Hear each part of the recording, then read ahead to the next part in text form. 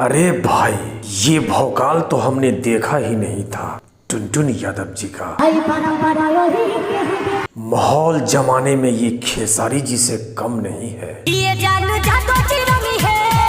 ये गाना उस वक्त का है जब टुनटुन यादव उतने फेमस नहीं थे, पर ये गाना आज के डेट में इंस्टा पे ट्रेंडिंग में है। ये होली सॉन्ग है। अब इसी धुन पे सुनते हैं लोकगीत। ये गाना भी इंस्टा पे ट्रेंडिंग में है। कमाल की बात है ना, दो पुराने गाने दोनों इंस्टा पे एक साथ ट्रेंडिंग में। ये गाना अभी तक ट्रेंडिंग में है। इस गाने का ये सीन आप जरूर देखे होंगे। सच में ये दिली दबा के रखी है अपने दिल में। हथियार के ब्रांड एम्बेसडर है।